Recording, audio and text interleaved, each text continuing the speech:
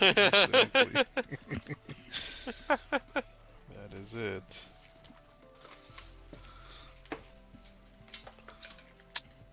All right, we're all here. I'm gonna get this started. Oh shit. Somebody's mad. Adam, you got YouTube going? Yes, I do. Alrighty. Alrighty, everybody. Welcome everyone to another episode of Crafting a Chat. It is March 10th, 2026. We are 7. God. What? Nothing. 7. He doesn't know the year. Okay, alright, okay. No, Genesis said 6. He said 7.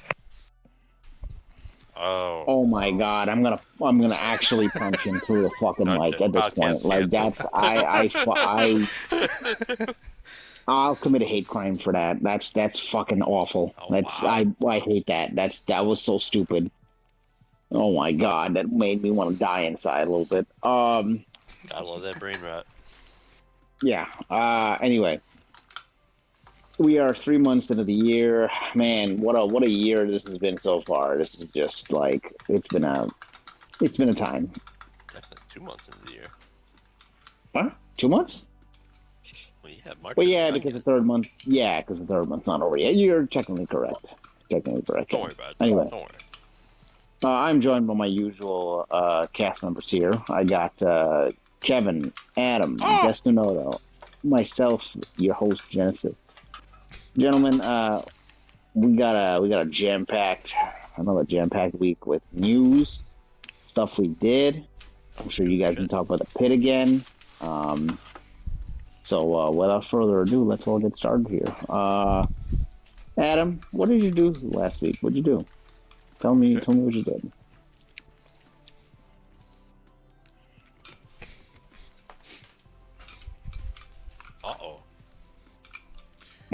Uh-oh. Might have stepped away. All right. Okay. We'll go. I'll take it for now. So, what I did last week, I've actually been a very busy guy with video games. I'm trying, man. I'm trying to make good use of my time, make good use of what games I have, and continue moving forward in this trophy hunt and game completion hunt that I have going on right now. So, I actually completed and platinumed Delta Ruin last week. I also completed and platinumed Sly Cooper 1 last week. I have since then deleted both games off my console. I have downloaded Ghost of Yotei. I was downloading Legends, and I've also installed Sly 2 because I do want to play the entire Sly franchise, Sly 1, 2, 3. I've never played those when I was a kid, so I'm moving. I'm making some moves here to be able to continue earning trophies and going through my backlog, so that I can eventually finish up all these games that I have already sunk my money into. I honestly wanted to play Resident Evil 9, but because Legends is coming, I'm like, you know what? I'm gonna start Yotei, and it'd be a good departure for me for the couple games that I've been playing. I am going to be finishing up Death Stranding 2, so once I'm done with that, I might replace that with maybe RE9. Generally, what I'll do is I'll keep like 3 games at once. One I could definitely pick up on the Portal anytime, and I'll cycle between the other 2. Ghost of Yotei, because that'll be the multiplayer game that I'll be playing now with you guys. Oh, excuse me, sorry. And I definitely want to finish Death Stranding so I can get into another game and continue working on that backlog.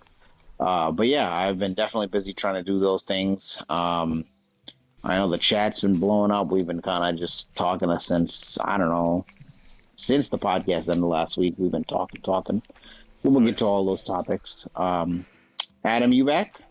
Yeah, sorry. It's okay. Don't worry about it. Anyway, go ahead. Oh, you're good. You're good, man. Go ahead. Let us know what you did last week.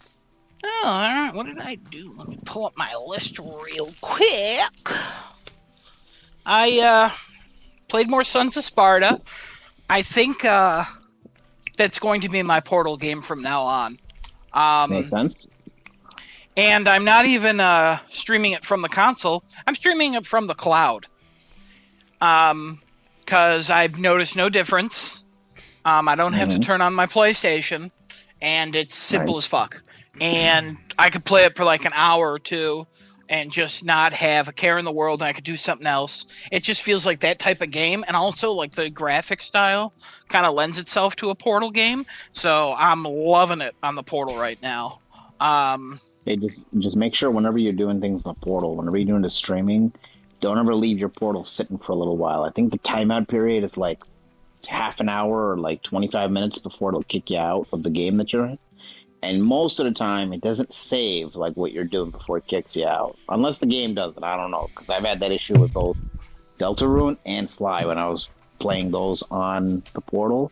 I'd like set it down for 10, 15 minutes because I had to go do something, and I come back and it closed me out because it's like, oh well, you're not playing, so Yeah. we'll give your spot to someone else. So just giving you Yeah, a thank quick you. I'll be PSA on honest, that. I don't have kids, so that's not going to happen to me. Oh Nothing no, distracts I me, know. you know what I mean? All right. Nothing I distracts trust you. me. All If right. something happens, I'm just going to quit the game. I'll just save and quit. I just got to find a bonfire. But then if I find a bonfire, it's going to resurrect all the enemies. Very new mechanic this game did. No other game. Don't think about it. Mm. Yeah. But yeah, really, really liking it a lot. Just and it looks great. Like I think it looks better on the Portal than on my TV. It just feels like this was a smaller experience made for the Portal, and I'm like, fuck yeah, I'm gonna fucking platinum this game on the Portal. Hell yeah, man. Um, what else did I do? Played Baldur's Gate 3, of course. We're on Tactician difficulty, which is the hardest difficulty, but we're not doing the permadeath run.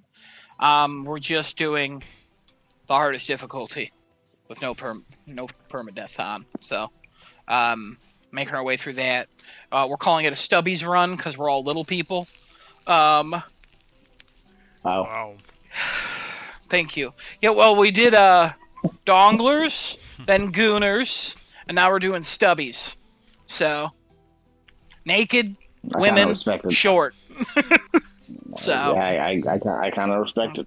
and I'm playing a character that is the daughter of Alex's character from our first run that I've made the backstory of. We're having some fun with it, you know what I mean? What else? Watch the Pit, of course.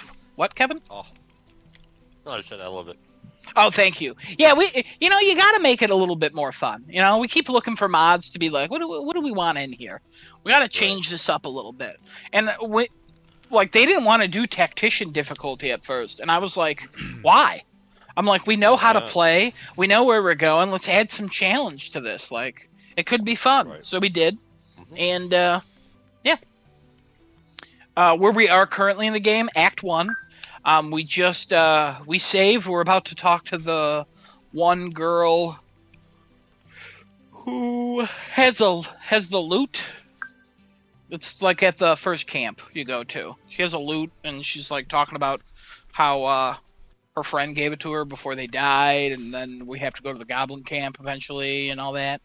I plan to romance Karlak, the devil woman. I think Alex is going for... I don't know who he's going for, honestly. He might be going for Asterion. And the other guy, Kos of Yote, he's going for... Coast of Yote. Yeah, thank you. He's going for Shadowheart. So... what else? Yeah, watch The Pit. Great episode. We'll talk about that. Played AC Unity because it got that update. And my boy Genesis was like, hey, Unity got that update. You going to play it? And I was like, you know what? Fuck it. I'm going to. So thank you, Genesis, for inspiring me to play Assassin's Creed. I appreciate that. Oh my god. I went back. I was like, you know what? I haven't finished the DLC, so give me... The game runs now. There's no flickering, which is nice. It's also beautiful. Not the DLC. The DLC is ugly as sin. But the Paris is beautiful. There's like a fog on the DLC, and it's I remember the aesthetic looking like that previously, and being like, why did they do this? I hate this. And maybe it'll clear. I have no idea, but probably not. But I went back to the main world of Paris, and oh my god, it looks fucking incredible. But except the character models kind of look aged. Everything else looks great. But got a couple trophies in the DLC. Got a bunch of the DLC left to do. And how we'll continue it. I think I'm just going to slowly get back to it. And then Kevin and I played Ghost of Yotei Legends, and we'll talk about that. Yeah, we will. Nice. All right. Kevin? Oh, and Love is Blind. Shit, always forget that. Nice. Love is Blind. The marriage episode. And tomorrow is the reunion. All right. Go for it, Kevin. I'm up. Oh shit. What did I do this week? Fuck. This week was a unique one for Kevin, so bear with me a second. I played Ghost of Yotei Legends for the podcast with Adam. Again, we'll talk later about that bit. I stepped into Helldivers, but no major orders have been completed yet. I played a little bit of Puzzle Quest Immortal because that's my drink coffee and play this game. Is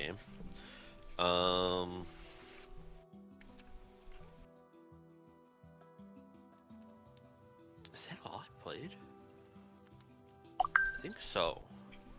Because this week, Kevin did something a little different. Get ready. So I watched The Pit. And then I watched The First Omen, the 2024 movie. That was last week, I believe, actually, that I watched that. I don't remember if I mentioned that or not. I think I did. And that movie was so bad that it inspired me to watch The Omen, Omen 2, Damien, and Omen 3, The Final Conflict, this week. So I watched all those, and man, what a trilogy, and way fucking better than The First Omen. Every individual movie is better than that freaking prequel. It is so bad. Prequel, one person dies, and they die in literally almost exactly the same way, except they are on fire, in addition to like everything that would happen to the first person to die in the first Omen movie. And in all the other Omen movies, a lot of people die. Double digits. So I don't know. I really enjoy the original sequel. I think the original trilogy. I think the prequel that came out in 2024 is really bad, but that's just me. Apparently there's a fourth one. I haven't watched that yet. Maybe I'll watch it. But to anybody out there who hasn't watched all the original three, they're not streaming anywhere, but you know, $4 to rent them on Amazon. They're not bad.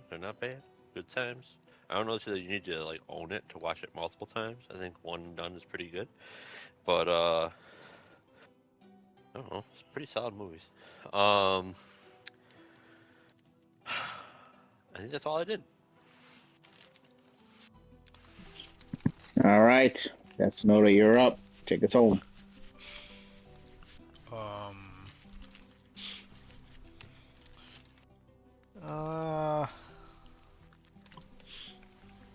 The Pit, Season 2, Episode 8. I also went back and watched all the other Season 2 episodes. Was continuing from my Season 1 rewatch. And I watched Episode 8 about 3 times now.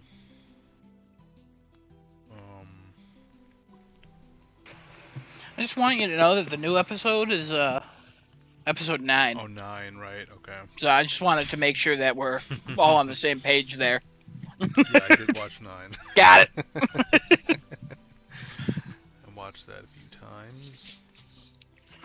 What did you think of the Season 2 rewatch? It's great. Yeah, oh yeah, great. This is one of the most rewatchable shows. No. What? No? Are you serious? No, it can't be. I don't believe you. In a long time, I haven't found a show that's so rewatchable. As someone who doesn't watch shows over and over, this is the first time I've watched a show 3 times. Yeah. So. Yeah, Kevin? Crazy. It's so good. I don't know why it's so watchable. I think because you watch it once and there's a lot to take in. You watch it a Mm. second time and you feel like you absorbed everything. And you watch it a third time to see everything else going on in the background. That's fair. Yeah. And how like certain things just add up and like And the it's flow of the the show is writing just is perfect. fucking fantastic. It's the writing. The writing is Yeah. so good at like I didn't see that coming, but if you were paying attention, you should have. Yeah. Oh, such a good show. Incredible. Very rewatchable though. It's literally your turn. Why would you start eating? Um, I was done. Mm-hmm. Um, the girl from nowhere, the reset. This is like a continuation of the original Girl from Nowhere show that had 2 seasons on Netflix. Um, and this was first episode pretty good. Even the same vibe as the first season. I don't. I think I had finished the second season too, but it didn't hit me the way the first season hit me. It wasn't as great, but this is going pretty good so far. Um, I also started DTF on HBO with good old Jason Bateman and get the guy from the dad from Stranger Things. David Harbour. Yeah, him. They're both in this, and then I don't know what the lady's name is. Let's see. Oh, Linda Cardellini. She looked good. Yeah, Velma. Yeah. Yeah, she looked good. She's 50. Wow. Wow. This first episode was it was pretty slow. It was very just like, I don't know, nothing really going on. But once you get to the end of it, oh my god, it gets fucking nuts. Can't wait to see the second episode. And this is Jason Bateman's performance in the show. I feel like it's very different from his usual character that he plays. Um, that was cool to see. Maybe not the character itself, but the way he is acting in that role. A little different from his usual thing that he does. Uh, hmm.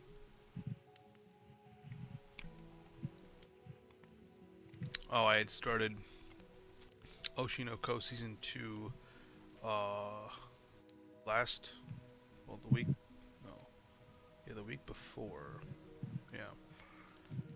Then I watched like 4 or 5 more episodes this past week. Um, pretty good, pretty good. Um, hmm.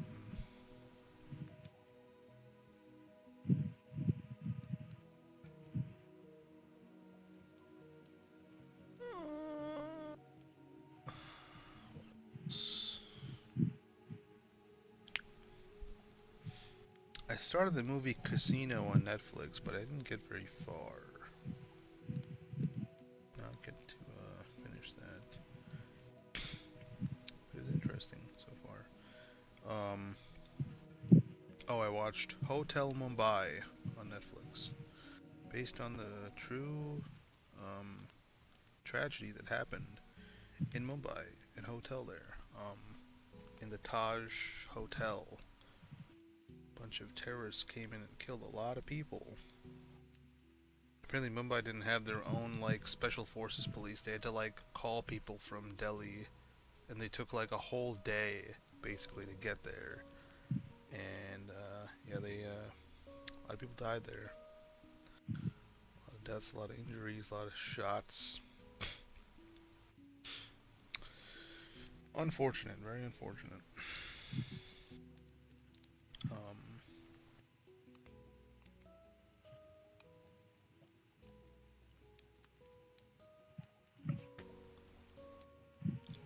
oh, and then this other movie, fucking, oh my god.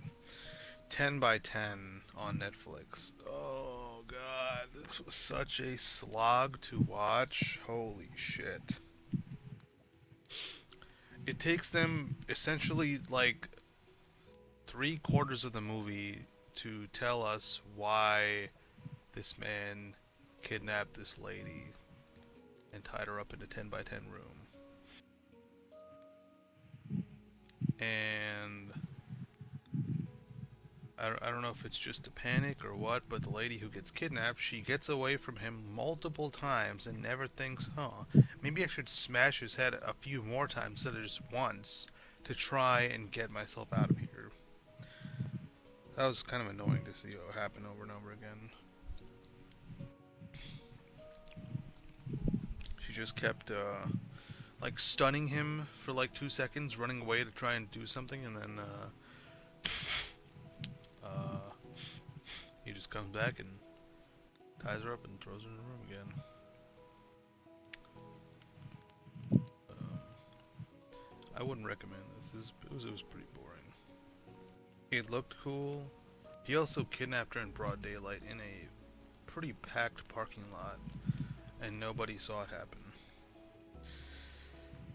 Which, I guess under the right conditions, maybe can pull that off. But it was right in front of like a gym and a grocery store, and like it was pretty crowded.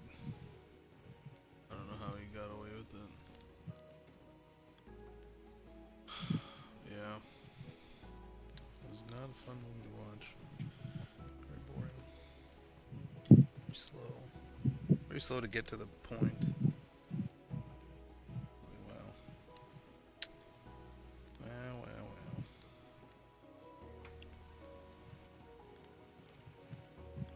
Um,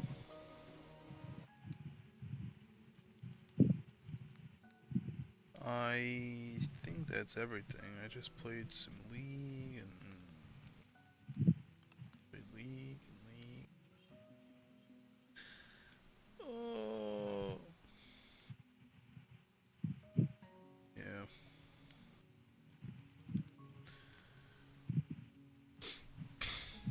That was about it. All right, cool. Cool, cool, cool. Alright. Yeah. Excuse me.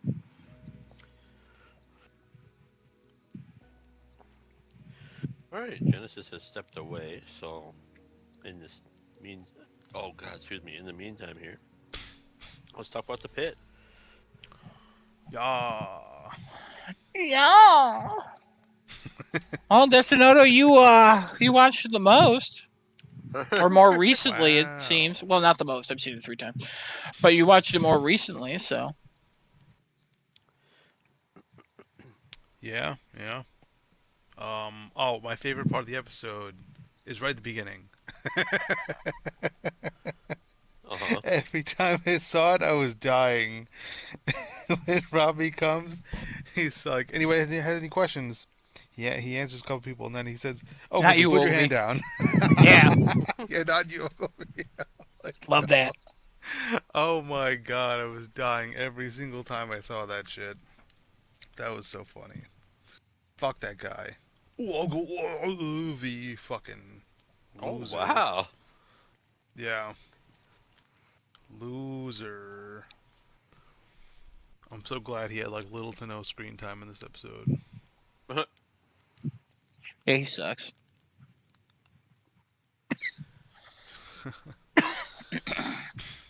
um, but yeah, this was just another chaotic, continuing the chaos from the last episode. With all the clipboard charting and the fucking machines going down and manually writing everything, and then we have poor Javati. Oh man, poor Javati makes one mistake and trusts people. She gets smacked in the face. Trust by people. Garcia. It wasn't even a trust thing. She just didn't listen to the rules. Well, I guess she was trusting the nurses to do that part. Yeah, you could put your trust in things, but if you're not paying attention, you shouldn't put your And then trust she in those didn't bother people. to check herself. Yeah. So. It was more like she got a little lazy. Yeah. She almost lost a patient. Oh, I thought the nurses did that. No, we all have to pitch in, as we've been saying for the last Especially now. 2.5 hours. Yeah. Yep. Like, damn. Oh, and her mom's gonna hear about that shit. I can't wait. Because Garcia was so mad. Oh my god. Oh yeah, her mom's definitely gonna hear about that. Yeah. Yeah, Garcia calling her a nepo baby was very funny. Yep. And poor Whitaker's trying to comfort her in that moment, but I don't know. Maybe she has to wake up a little bit. She is in an emergency room, so gotta be on your toes with that shit.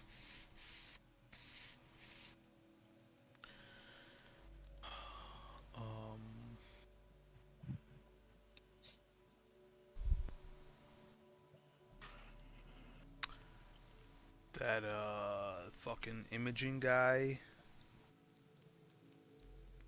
the hottie dude. Yeah, I think what's his name, Joe? I don't remember. This is a hottie. Yeah, they were ogling at this man, and he's just sitting there doing his fucking X-rays. I know what you're talking. Yeah, right. Both Giavatti and what's her face, the nurse girl, Princess, yes. Yeah, that was funny. My favorite part of this episode was the freaking fax machine. Oh yeah. are all fighting it. Ask Adam. I laughed so hard. Yeah, when, he did. I forget her name. They get like the paper jam resolved, and then it prints one page, and then immediately has a toner error, and she's like, "Replace toner. We live in hell." How do we replace that? Where do we get that? 1997.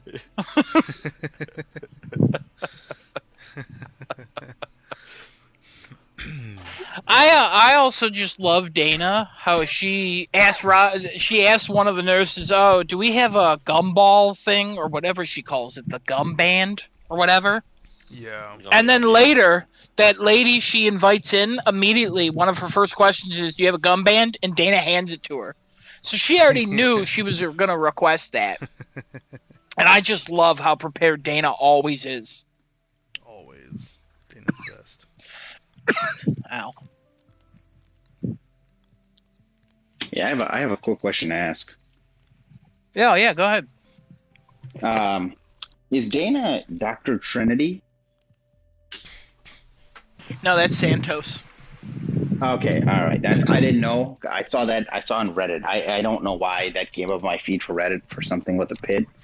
But something about like Dr. Trinity Santos is like one of the best characters. I was like, is that the Dana that they're talking about? Or is that somebody else? A lot of people like Santos now because she's like, in the first season, you're made to not like her. But you eventually start to grow. Okay, she's actually her bedside manner sucks, and she's got a lot of growing to do. Okay. She's a very abrasive person, but as you learn more about her, especially in the second season, she's sad. She's just a sad person, and her current relationship is just a casual thing. She clearly wants it to be more. Like shows up again in this episode. Yeah. Got it. All right. Sorry, carry on. No, you're good. You're good. But yeah, it's just you find out she's a cutter, which is not unexpected, honestly. Oh yeah, that too. Yeah, it's just a lot of things. Like see, she does have a sympathetic side, and she's again in this episode great with children. Having that kid look at her. Her singing. Oh my god. That was episode 8. Oh yeah, yeah. This fucking guy, he doesn't know what episode 8 or 9 is. Kevin, he watched the show fucking 3 times each episode, and he doesn't even fucking know what episode he watched. You know what I mean? At least he knows people's names, maybe. Yeah. Well, he said Trinity, and nobody answered, so I answered. Yep. Yeah, I was not. Yeah, see, there you go. What he was talking about. I figured he was making a Matrix reference. You know what? If you get wow. You know what? Fuck it. I'm gonna talk about the show in all character first names. I think Dennis did a great job this episode. I know who that is. I think he's really coming into his own. I think Michael is clearly falling apart, and I think Sean knows that he's fallen apart. I mean, Michael basically gave his house to Dennis. He was like, if I don't come back, why did he say it like that? Like, well, bro. I don't know if you noticed when he was talking to Sean, he also was like, Sean was like, hey, you're going to be alone with your thoughts, and it's going to get dark. And he just, like, smiled, and, like, basically, it looked like he was holding back tears. And yeah, that was... Sean was like, I want you to reach out to me in those times. And then he was like, you better come back. And Michael looked at him acting like he wasn't coming back. And then he goes to Dennis, and he's like, hey, like, why don't you house sit? And it starts off as this nice thing, but then it's like, and you can take it over if I choose to not come back. It's like, what are you doing, Michael? Yeah. Are you, like, choosing not to wear a helmet because you want to crash on purpose? Oh no, please. Please, no. We need Dr. Robbie. Yeah, I think Frank was great with Mel's sister. Oh, amazing. And amazing. Cassie and Dennis helping that ovarian woman. Crazy. Oh, yeah. I knew testicular torsion was a thing. Had no idea ovarian torsion was a thing. Yeah, that's... Wow. Yeah. Same. And it's a terrifying thought.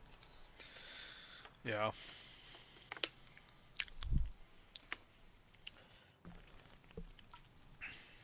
Yep. Fucking water slide. Yeah.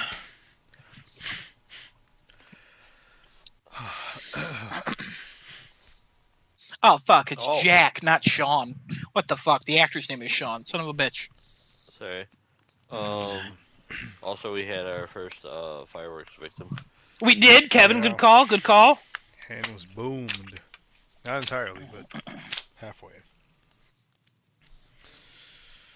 Lost pinky finger, ring finger. We also got our ice episode. Yeah. Oh, yeah? Yeah. Because they were Haitian, and Dylan came in, and he was like, hey, you know, they were good people. Fuck. So, you know, I'm not going to separate them. Yep. So, that was pretty cool. And then Trinity was giving him kind of shit for that.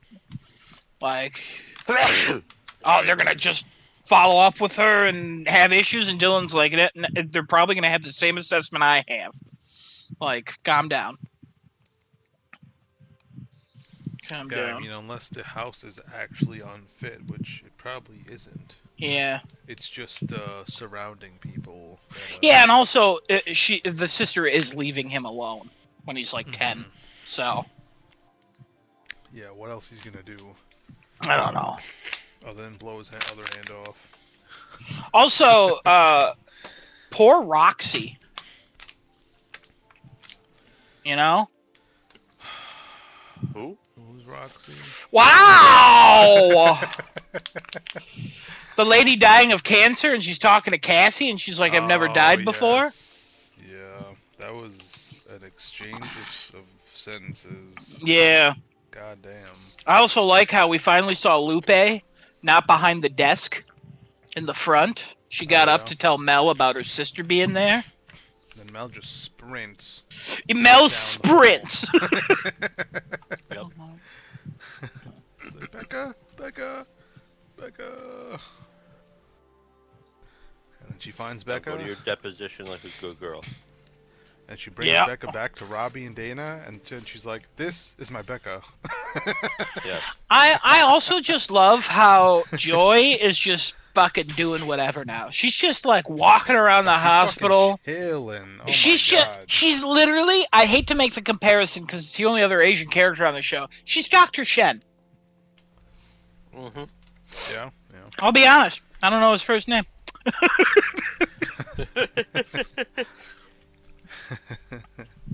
So, you got me there. But she's literally him. Troy Shen. And she's beating no. Princess to that dude at the X-ray machine.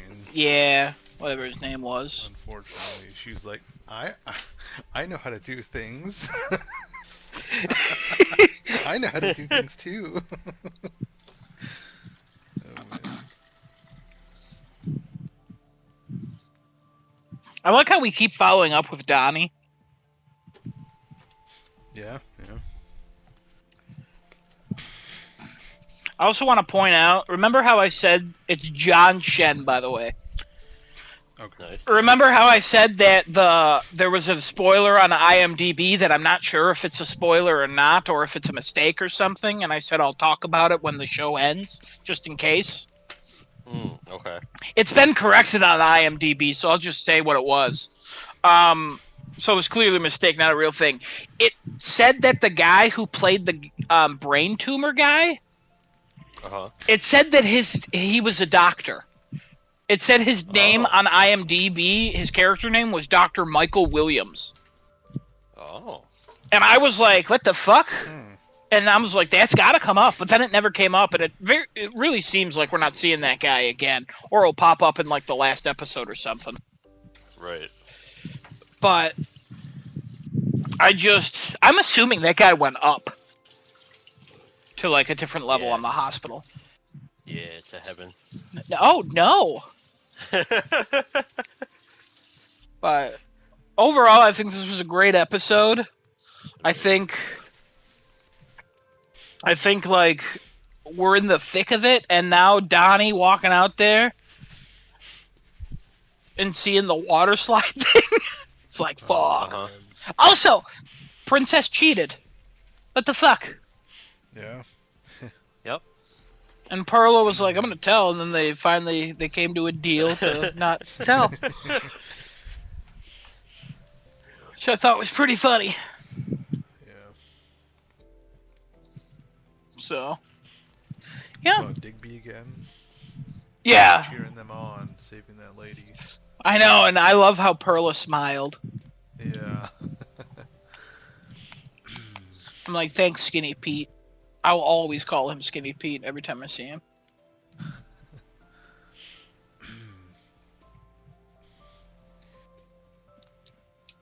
But yeah, I just think this is a great episode. A lot of character growth, which is something I say pretty much every episode. Somehow they hit every time. Standout for me in this episode was Abbott. Fantastic. And him dealing with the large guy, Howard Knox. Yeah. I think it's Howard Knox. Went And with him to Presby, came yeah. back. Yep. And when And they're telling him, like, what's the options? And Dr. Garcia's like, yo, if you don't get it, you die. 100% chance. But if you do get it, 50% chance. He's like, I want to talk to my sister. Yo. It was so sad when... And it was so sad when the sister was like, yeah, he's getting a new girlfriend every week. And he's like, just like his uncle. It's like, damn. What happened to you? You know? Might be the last thing he says to them. I know. Also, I loved how the sister was like, okay, good luck, bye. And then she's like, oh, wait, I didn't say I love you. Yeah. I thought that was a nice touch. Because you want to say so much at the time, and sometimes you just forget to say that. Yeah. I'll say one thing I did not understand. So Abbott was like, he's going in for surgery, and you can call me when or I'll give you a call when he's done. And then he's like to Robbie, he's like, all right, I'm going home. I gotta go sleep before my shift starts. And I'm like, is the surgery gonna finish when you get back, or what? Why'd you say you're gonna call her? Maybe by the time they do it and it's like post-op and then he's like awake, I guess. Yeah, I mean He'll be the they one wanted to get him call up to her. do the surgery immediately. Yeah. And I don't but know who how knows long that how surgery that's gonna takes. take, or how long it'll be till after he's like actually back and awake and functioning again. I mean, you could tell like after the surgery, like if they're, I mean, ideally you could tell if they're gonna be okay. Like, okay, we closed it up, everything went well. I don't know, I just thought that was strange, and I'm like, he's probably He'll be going sleeping home. after or something. He's probably going home for like 2 hours and coming back. He'll probably be back for the last 3 episodes or something. Yeah. So, great episode though. Great episode. Can't wait for the next one. 2 more days. Oh, and Abbott's a big fan of Al Hashimi. Yeah, I get it. She seems great. And She seems great. She's a good instructor. She's got a good handle on things. She cares, and I think that's a big thing. Like, yeah. I mean, her AI shit's a little annoying, but at the same time, like, it's not like she's being like, we gotta use AI 100%. She's just saying like, hey, it's gonna help you. Like, you know, she might turn around on that because it's not as reliable, but like, if it could help to finish their charting, you know? Yeah. Santos, fuck her charting, not getting done. And she made a mistake with that in the other episode with the other department doing. Well, yeah, because she wasn't proofreading. Yeah. Unfortunate. So, yeah, interesting stuff. Any predictions? Kevin, you want to make another prediction?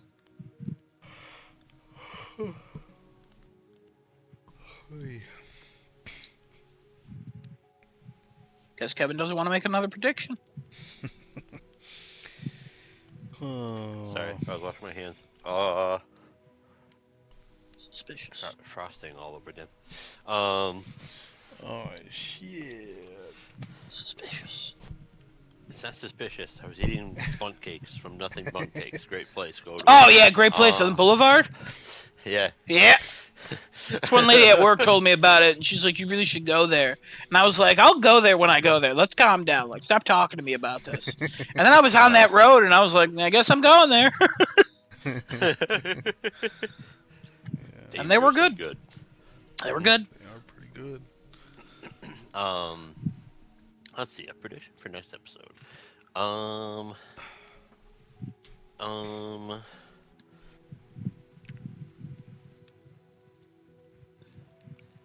I got one based on what you said, Kevin. I think we're gonna get 10 patients from the water park. Oh, okay. I like that. Destinato over under. What do you think?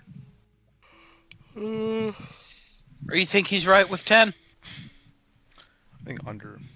Under 10? All right. I'm going to say, just to be fun, I'm going to say over. All right, yeah. But my other thing was going to say, like, I think Javati's mom is going to come down there and talk to her. Oh, Because not only did she make a mistake, she made a mistake in her mom's field. Oh, that's true. Yeah. So her mom's the one doing the surgery too. Yeah. So her mom would yell at anybody, but knowing that it's her daughter, ain't no way she's not. Yeah. You know what I mean? Like, ain't no way. wonder if she'll actually just take her out of there. She can't. I mean, You mean? can't she just transfer her out or something? You think her mom can transfer her out? Yeah. No. She doesn't control what happens to her daughter. I mean, she probably has some pull at the hospital, but it's her daughter's choice. Yeah. What's up with you brown people?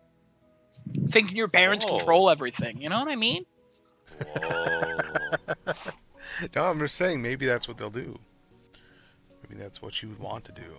First of all, I think her dad would stop that. You know what I mean? Yeah, her dad is different. Yeah, her dad's a little bit more Americanized. You know? Can't say that. I can say whatever I want. All right. No, I know it's very different in other cultures and stuff, like about respect to your parents that you listen to them. But also, last season, she stopped listening to her mom and told her to shut the fuck up and read the room. But now she made the mistake. She did make the mistake, So- and I hope that does humble her a little bit to make up with her mom, because it's her mom. And also, show some respect to your mom. She wants the best for you, even though she is pushing you a little too hard. But, like, you know, I get both sides. There's no side where I'm like, I don't get these people. Like, there's no character drama that goes on in the show where I'm like, are these people stupid? Or except the anti-vaxxer people Oh my that are now God. suing because her son is stupid. Literally stupid now Yeah, because they waited so long. because they didn't get a vax. Yeah. Fucking. It's too bad. The woman who played the anti-vax mom, attractive. It's too bad. You know what I mean? Unfortunately, yeah. It always sucks when it's one of them. Wow. Damn it. Kevin, everybody knows this. Like when a white woman goes missing, the world cares. True. I don't. But that's just... Genesis goes missing, nobody's gonna know. Oh. Wow. Okay. Nah, Even his they're wife. They're gonna see a brown guy. You're just gonna see a brown guy. He's gone. All right, He's gone. He probably went back to Mexico or some shit. All right, anyways, moving on. Yeah. All good. All good. Adam went missing. Oh my God! Break out the National Guard. We gotta go find that man. Honestly, you put my image up on screen, people probably thought I did the kidnapping. Actually, no. They would look. They're and like, be no, he's missing. probably- No. He took No. someone. They're gonna have a conspiracy theory. He's probably secretly brown. We don't care about him. Kevin's image comes on TV. Oh my God! What a national treasure. We have to go find him. We lost a hero of the community, and they just show a picture of Kevin in a suit, and Kevin's like, I never even took a picture in a suit. What the fuck? Yeah. They show an AI generated picture of Kevin like preaching in front of a bunch of people about the Word of God, Yeah. and they're like, my "What God. a crazy man! He was I amazing." am. Holy shit. Go me. Picture of Desinoto, he's holding a gun. Yeah, they show. It's they're clearly like, a "This is Nerf the gun man." that they dyed black in Photoshop. Yeah, they're like, "This is the man who did the kidnapping. If you see this man, call ICE, call Trump, call everyone." Called Jacob Freelander. Call JG Wentworth. 877 cash. No! All right, anyways. You guys done with the pit? Yeah, we're done with the pit, Yeah. I think. All right. Let's move on to the next topic here. Before I start this topic, though, I gotta play this real quick. Tsushima? Oh, okay, never mind. No. I gotta play this real quick. All ready? Ghost of Tsushima, No. Kevin. What the fuck year is it? 2020? Yeah, I'm done.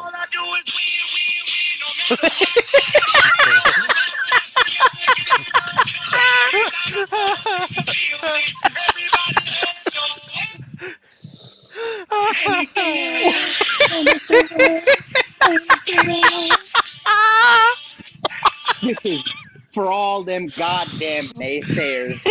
This is for all the goddamn times that I put my name on the line and I said what I had to say. I'm gonna preach. I'm gonna preach to the damn heavens now, okay? Because somewhere up there, fucking Jim Ryan, he's not dead, but he's why I don't know why he's up there. Don't ask me why, but he's up there and he heard me. All right. Sony came through and they pulled back on first party games, single player games, going to PC. Fuck you, PC players. Fuck you, multi platform players. Fuck anybody who thought that this was the way to go. And just to solidify this just one more time.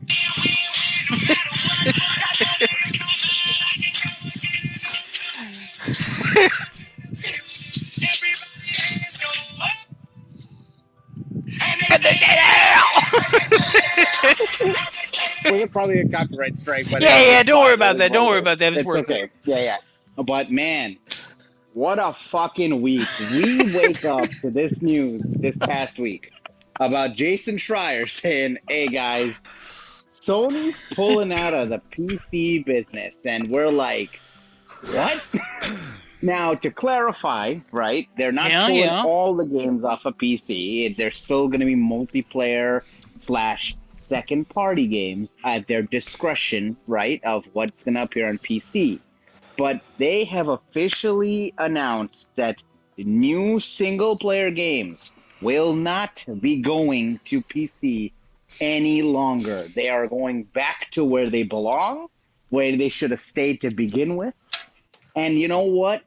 I've talked about this so much that somebody fucking heard me, and I couldn't even believe it when I was reading it. I was like, this is the same Sony that was going against all of my wishes, making me feel like I bought a PS5 for nothing.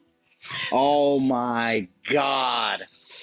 And they confirmed Ghost of Yotei, Wolverine, Saros, not going to PC. Fuck you, PC players. Go get a fucking PlayStation, you fucking peasants. You pieces of absolute trash. All right, now, come on now. No. I'm good. I'm done now. I'm done. So let's actually talk about this. That was very funny. I'm done. That was very funny. Thank you for doing that. I gotta give credit to Adam. That was his idea, 100%. Me and him were talking the other night. He's like, how fucking funny would it be if you just played like, the All I Do Is Win song or something like that when you're talking about this, because you talking about I gotta be honest, I totally forgot we talked about that until you started playing it, and it was so funny. Like, it was perfectly executed, man. That was so good. I just want to say, we got a comment in the YouTube happening right now from a guy named Hook God, and he says port everything to PC. I agreed with that, I will say, in the past, and I still mostly agree with that because I don't think anybody's going to buy a PlayStation 5 for Spider-Man 2 at this point, so you might as well just port it. But at the same time, I guess it's just one of the many reasons they want you now to be like, okay, let them build up. Let's have a bunch of games before you maybe Spider-Man 2 won't convince you by itself, but that with a Saros, with a Wolverine, like, now you gotta. Yeah. So I get Sony's decision here. Exclusivity. Yeah, I do think that would have been nice. Honestly, it would have been real nice if it was like, I don't know, maybe if you bought it on PlayStation, you also could play it on your PC. That would be cool. But you'd have to buy it on PlayStation to get that. But at the same time, no one's really going to allow that or anything. So, and it's still tied to a PlayStation account or anything. But I don't know. I don't know. We've been talking about it for years. I guess we were wrong. And I can't even play my clip. I am never wrong anymore.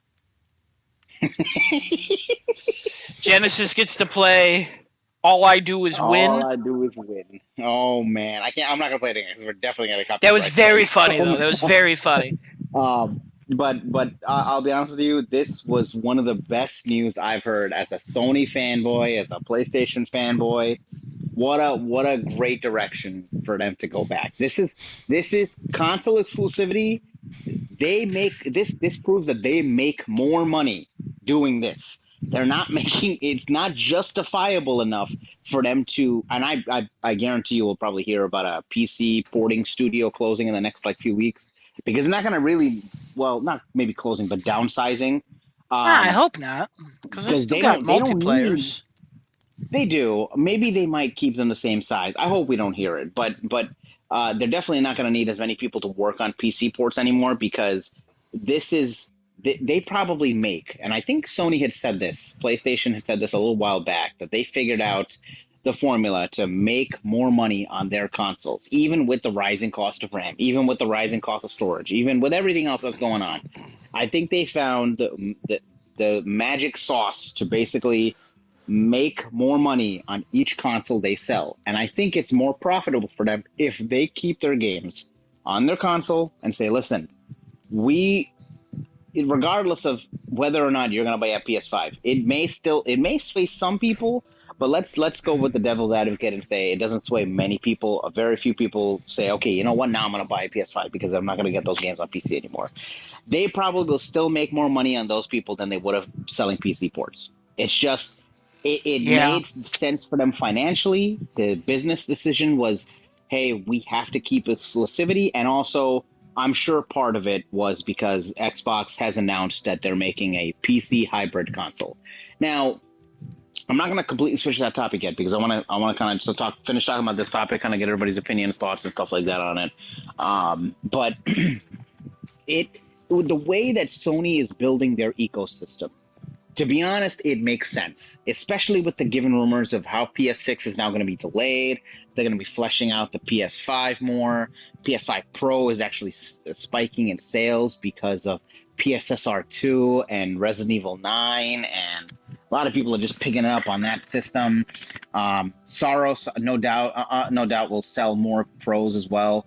Sony seems to be seeing a spike in PS5 and PS5 Pro sales regardless. Also, GTA Even with 6. the rising, yes, yeah, they're gonna see a huge spike when GTA 6 comes out. Also, there's a rumor going around that GTA 6 will be I'm sorry, PS5 Pro will be the only console to play GTA 6 at 60 FPS at launch. I'll believe it when I see it. Yeah, that's the rumor, right? That's the rumor going around, and people are making comments about it. But the real big thing that people are buying into right now is the PSSR 2 and Resident Evil 9 looking really great on it. People are going to probably be buying, no doubt, for Soros, and moving forward for a lot of the other games coming to console, and Wolverine, Phantom Blade Zero, and whatever else gets announced throughout the rest of the year here. Obviously, huge spike for GTA 6, but what is the panel's thoughts on this decision? Adam, I know you kind of shared a little bit of your thoughts so far. You want to add anything else? You want to? Yeah, I just want to add that I think their ports not selling as well on PC is also partially their fault, since when they would release a PC port, it would be broken to shit because they didn't put enough time and effort into it. And I feel like that they kind of lost the Sony level of quality when it came to PC ports, and people on PC understood that. I'm also disappointed that we won't see funny mods anymore, like we did for Spider-Man and God of War. But yeah, I think overall, I don't think this is a horrible move. I don't think the world's falling apart or going backwards or anything.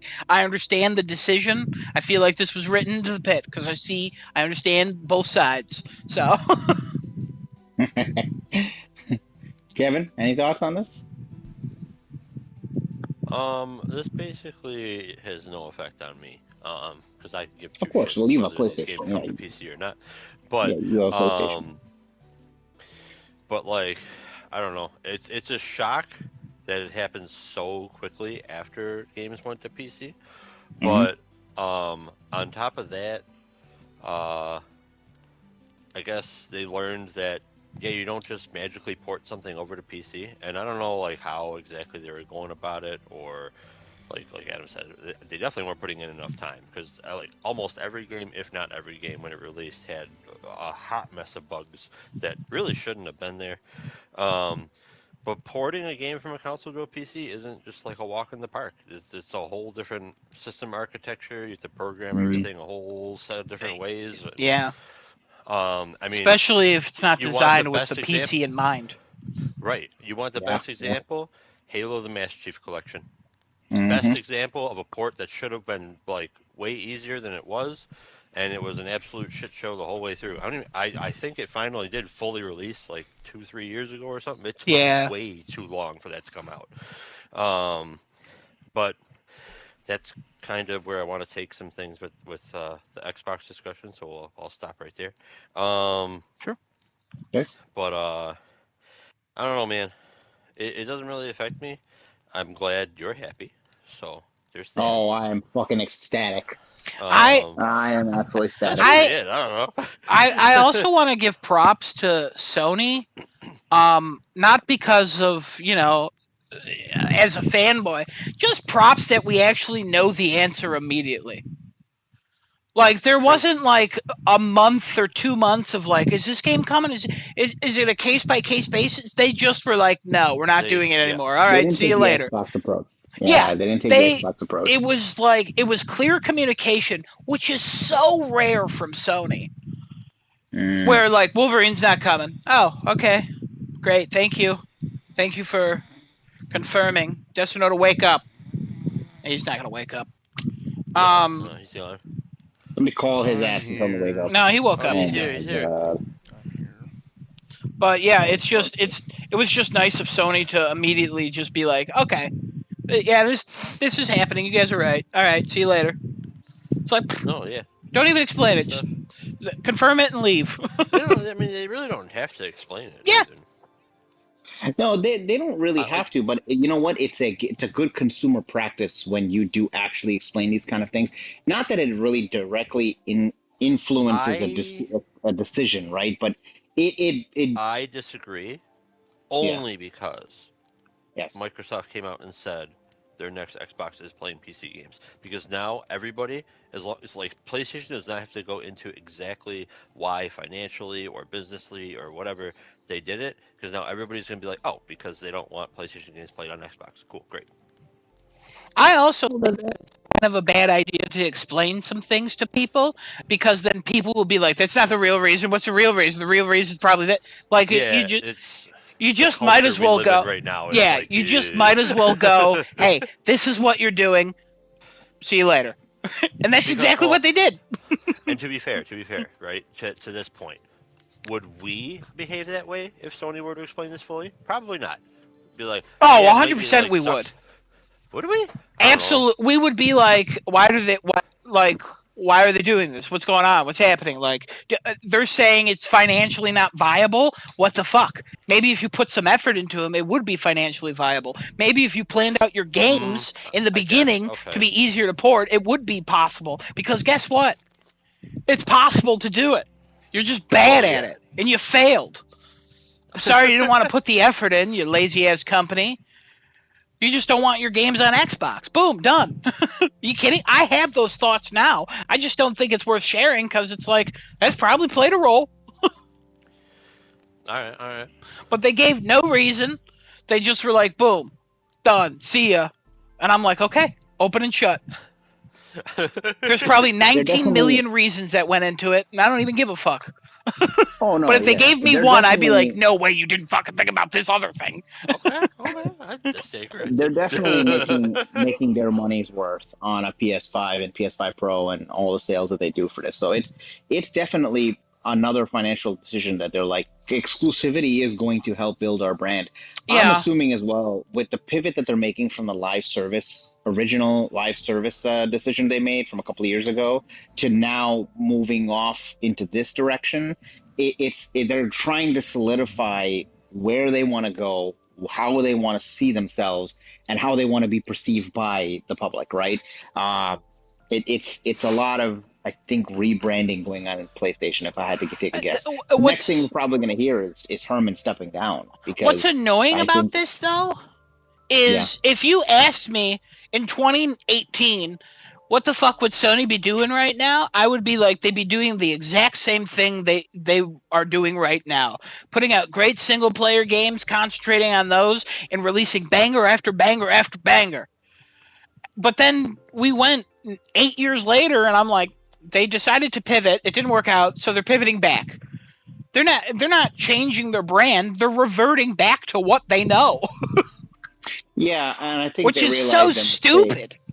Yeah, it's again, companies go through these phases of like, oh, they think that this is the way they need to go, and then leadership changes ensue with that whole change that happens. But I wouldn't be surprised again. I wouldn't be surprised if Herman ends up stepping down in the next, I don't know, couple weeks or so, or maybe months or so. I I think this year he will be stepping down. I think he should. I think Yeah. he absolutely should step down. I think we need another person in charge of the first party games. And I worry who that's going to be because I have an idea, but What do you think? who do you think? Um, Name a Sony developer that's real famous and every game he puts out is a banger and he understands quality and he's made decisions to kill projects. uh, oh, Neil Druckmann. oh, I was thinking of that actually. I couldn't I think of his don't name, but I was I thinking it's got to don't be from think Naughty Dog. I don't think he would do it because I think he's more into the creative aspect. I could see Nate Fox doing it from Sucker Punch, That's but I think interesting. because I think he trusts Sucker Punch to create the games, and I think Nate Fox could absolutely do it, but I don't think he would either. But I would prefer a Interesting. Nate Fox. I want someone else. I want someone. I'm not. I just want to clarify. Don't take this anyway. Just hear me out first. I want someone like Phil Spencer. I want a Mm-hmm. person that is a gamer that recognizes games for what they are and knows what Mm-hmm. Sony's doing and taking Sony in that direction. Phil I don't Spencer, as disagree much with as we you as long criticized as him, he was a gamer. He played games. yeah, He talked about games. He knew what he made Sony was poor good at, business and he decisions knew what though. Nintendo was good at. And Yeah. he took Microsoft in a direction where we all thought Microsoft was going to go, but he was doing it in a way where Microsoft is refusing to let the console die, so he was adding the console on. And we all agreed with everything Phil Spencer was doing basically, except from the perspective of console fanboys of being like, "Oh man, if I was an Xbox person, I would hate this." But also as game fanboys, we're like, Microsoft should just be a publisher at this point. Right, I don't want somebody to take Sony and be a publisher, but I think I understand where you're coming No, from. I You don't want want that somebody who's either. a gamer.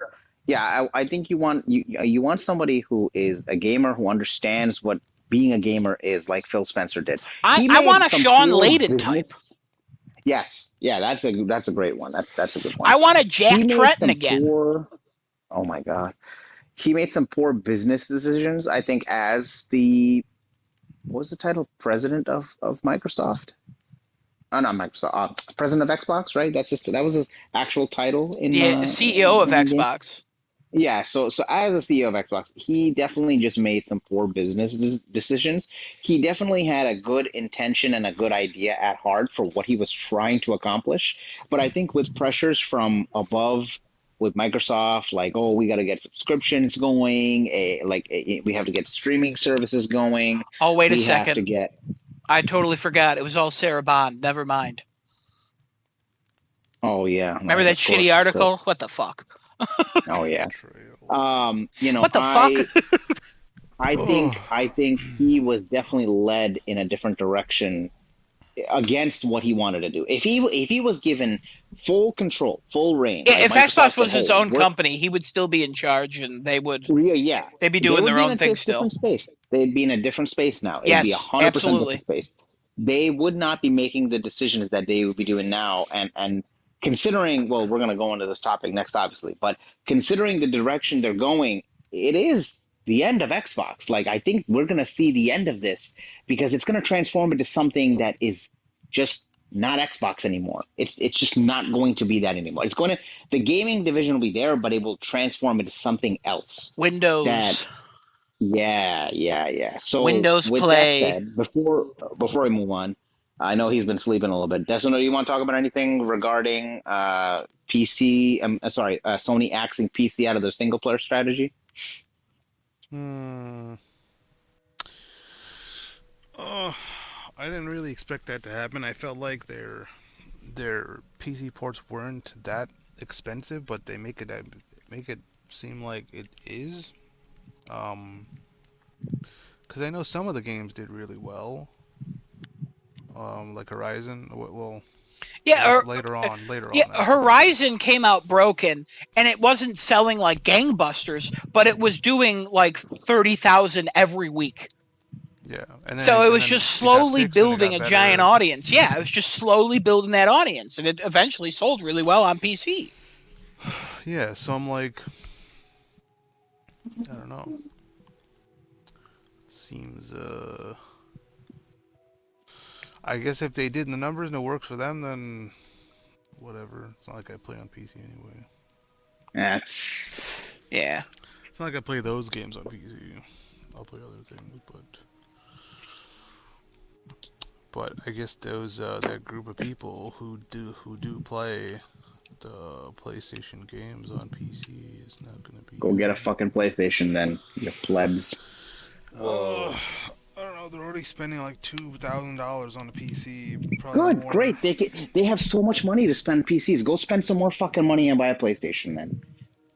That's exactly what my response would be. You want to know what's really funny? Every time somebody's like, "I spent $2,000 on a PC," then they're like, "I'm waiting for a Steam sale to buy a game for 68 cents." It's like, Yeah. did you Oh spend yeah. all of your money on the PC? Yes, they did, and they have no more I money just left always now. think that's So now they funny. gotta buy. No, Now they no, gotta I'm buy this sure that's fucking not game the for case. 68 I just cents. always find that very funny. Oh man. But anyway, so with that being said, Kevin, would you like to lead this conversation since I think this would be your type of topic to talk about here? What? Helix. So Xbox, yep, Project Oh, Helix. Project Helix? The most confusing Yeah. announcement I've ever heard of in my entire life. More like Tell me, Project Um, Kevin. Tell Helix. me about it. alright. So, freaking Microsoft is like, hey guys, we're doing it. Now, let's be fair. For a while, we've been like, yeah, they're probably gonna make a console that'll play PC games and console games. Yeah, they And confirmed it I a never, while ago too. yeah, and I never really thought about it. I was just like, yeah, okay, that makes sense. You know, Microsoft, they do Xbox, they do PC shit. Yeah, why wouldn't they have both? So then they're like, all right, it's happening, and I'm sitting here like, maybe I'm just look at things differently now, and I was just a dumb little boy before. I don't know, but I'm looking at this like, why? Because I'm just genuinely confused, and I have so many fucking questions for this console PC thing that's coming out.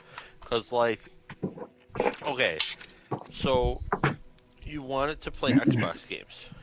So Yeah. far, everything you're saying says you're going to continue to make Xbox games, which means you're going to have like better hardware on this, in theory, to make better games.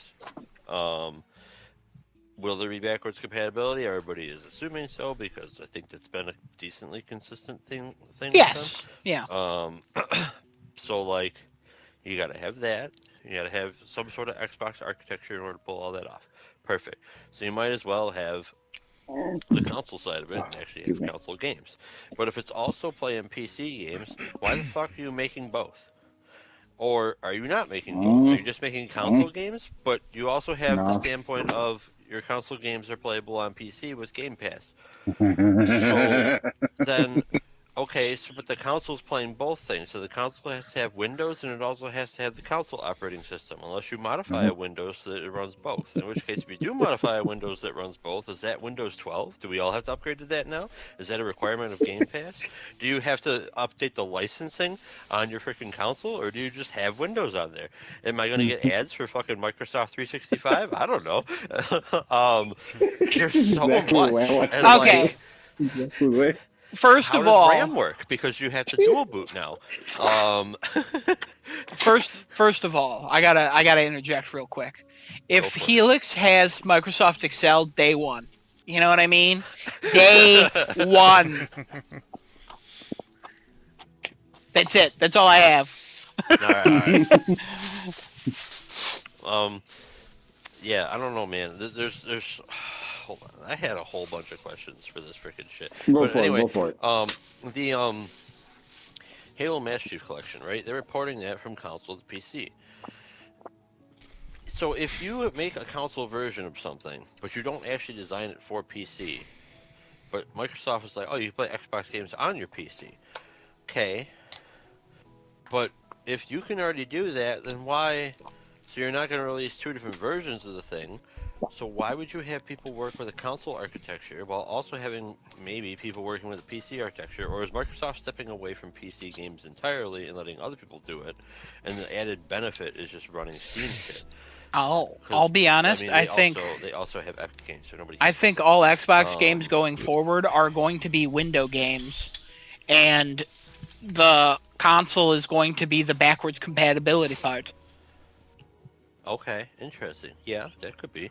And they just changed the Um, Windows Store to look more Xboxy.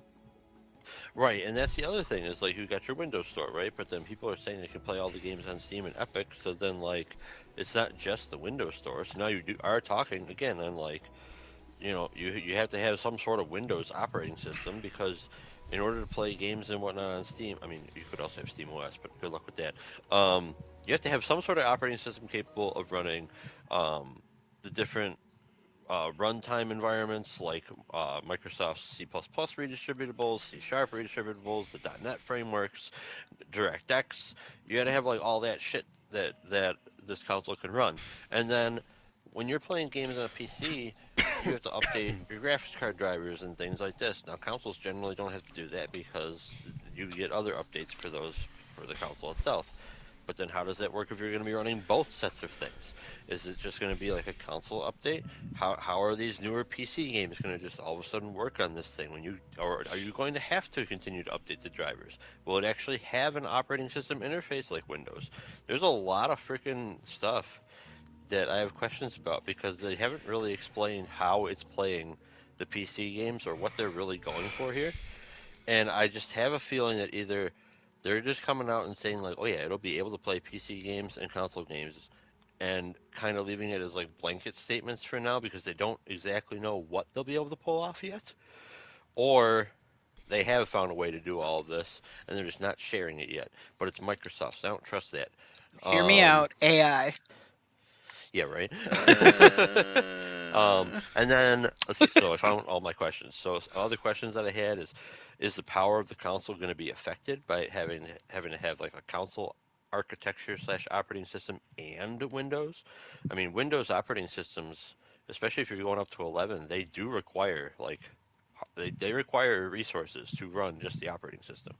Um, oh, there's if you can play PC games, why still develop console versions of the games at all? And which is another thing. Like, but like again, I don't know. That's I think the most confusing thing for me is that okay, so you is this console like what Adam said? Is it really just for the backwards compatibility aspect? What do your developers do then? All of your developers for Microsoft Xbox are used to programming on the Xbox console architecture, unless, of course, they are also making PC versions of the same game. However, that actually doesn't happen that often, if at all.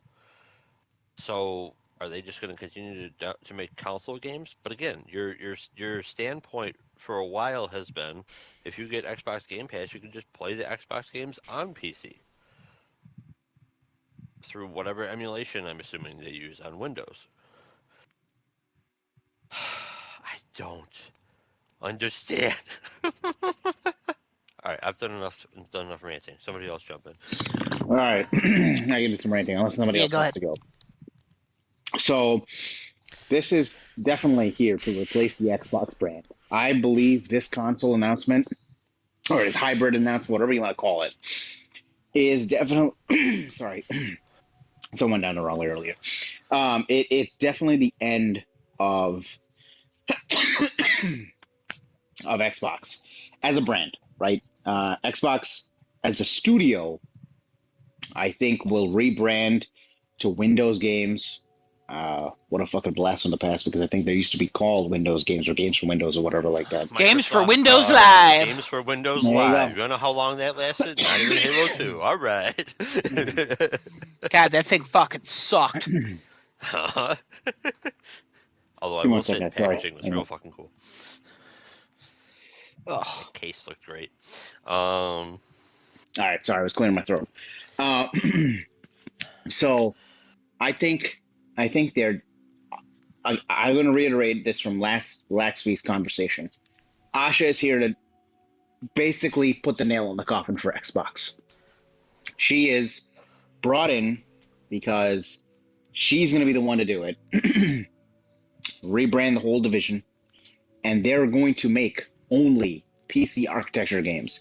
And then what they'll do is they'll have to make a PS5 port or a PlayStation port of that game to port over to PlayStation, because we know that whole strategy is not going away.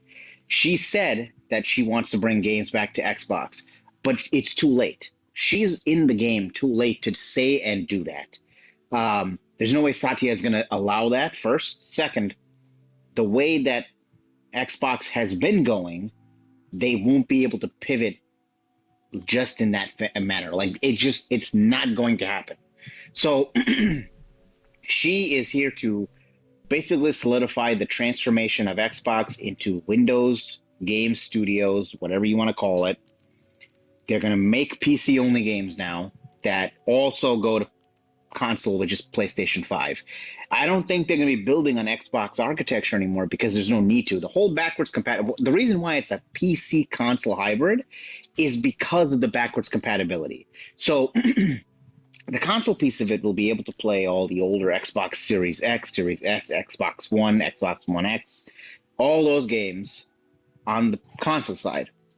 And on the PC side, going forward, it's going to be, hey, we're releasing this game. It's coming to PC and PlayStation. That's how it's going to go to. And they did say, I think, I'm not, correct me if I'm wrong, but I'm pretty sure they said that this is a niche product. It is going to definitely be expensive. It is going to be a niche product. We are not marketing this to the mass public, right? This is going to be an expensive niche product that if you want to invest into, that's great. I think the whole Xbox Game Pass thing is still going to be a thing, but it's going to rebrand to like Windows Game Pass, and you'll be able to play those things anywhere that you have because they're fully loaded into the whole streaming service, the streaming model. That's the word I was looking for. They fully believe that it's going to win. And Asha's going to come in with the power of AI. It's going to make streaming even better. That's what's going to really propel Xbox forward as a brand. Absolutely. And change them into the new Windows studios or Windows games or whatever you want to call it. Kevin? That's what's really going to push them forward for that. I will say that I disagree with you on almost everything you said. Only not that I think you're wrong or anything. I just don't think. No, discussion. I want to hear. Yeah, I don't think. First of all, I think getting rid of the word Xbox, I think would be a tragic mistake. That if they do that, I would be like, what the fuck? Like, what are you doing? I think that would be a huge mistake to rename everything to Windows Gaming or whatever. Because then it just doesn't sound not cool, but like it doesn't sound different than loading up a pinball game on your PC or some shit. Like back in the day. Fucking love that pinball game, by the way. But hell yeah, Kevin knows. One time my neighbor got drunk and then he played my pinball game and then he didn't like how my score was like in the millions, so he reset it so he could have his score of like 10,000 and something as the high score. Nice. And I was like, what the fuck? It took me like an hour to get that million. Fucking what the hell? So I fucking did it again, and I set it to 10 million, and then I put the password on the computer, and he was like, "What the fuck? I want to play." And I'm like, "Fuck you, no." Anyways, I hope you're doing well, Steven. Fuck neighbor. Um, No. but He's no, bad no, news. no, he's a good guy. But I think that Asha Sharma is not there to take down Xbox. I think I think the main point I got out of what you said was it's too late to go back. And if you would have asked me that about Sony taking their ports off, I would have said the same thing. I don't think it's too late anymore. Sony decided, hey, we're done with ports. Xbox absolutely can be like, we're done with not having exclusives except on Xbox PC. That's it's for everybody. PlayStation is just this own thing now. Like fuck you. Like I could see them doing that. I could see them reversing on that 100%. And people being pissed because they were promised things. But if they did that, people would buy an Xbox or a PC to play fucking Elder Scrolls 6 or the next Fallout. So like I don't want to say that they can save themselves by doing this, because I just think they're doing something completely different. And I think Kevin brought up a lot of great questions on what the fuck is this. I also have a lot of questions. Maybe it's just because I'm not technology savvy, but when they say like we're making a PC console hybrid, usually when consoles are made, they have like specific like graphics cards. They're basically PCs, but they're designed with operating systems that are only built to play games, and they're designed like in a very specific way. So then you can make a console, or you can make games for it, and then you can use every aspect of the console eventually in its life cycle to get every bit of power out of it. But when you create a PC console hybrid, you've now put a PC in a console that, unless you allow upgrading, how? Like, is this thing going to come out and be like the top of the line, but then 3 years from now be like, this is kind of a shitty PC? Like, the way technology changes all the time, like, is the console part, again, if it's just the old, like for backwards compatibility, is the console part going to be underpowered and you just have a PC now? But then again, a few years, it's like it's already done. Yep. Like, It's got to be plug and play. And then are people going to be like, okay, we're making our game for PC and we're making it for PlayStation? Do they abandon the Xbox and they just make the PC, and then Xbox just integrates all PC into Xbox? But that can't be, because then the Steam thing and Epic Game Store, they won't allow that. They'll be like, no, buy it on our platform. Like, what do you mean?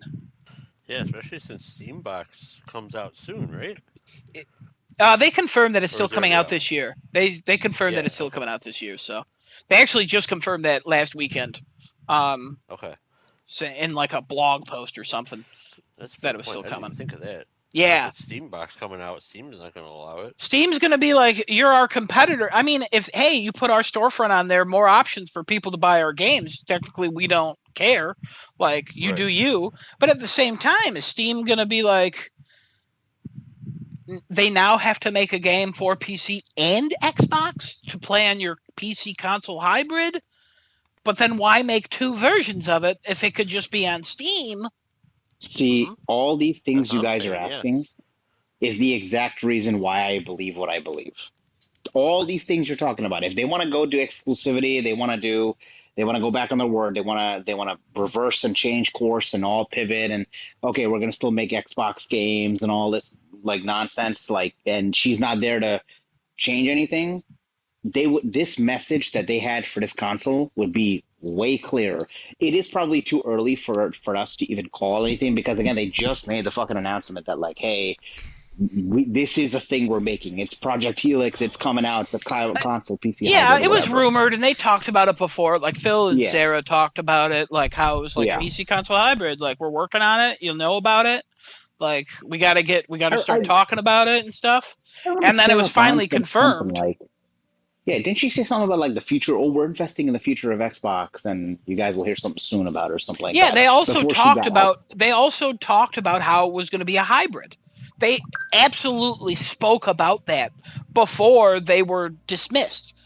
And then that's why I said when they were let go, I'm like, oh, maybe they're going to backtrack on that. And then a couple weeks later, GDC is coming up, so they're like, hey, the hybrid is coming.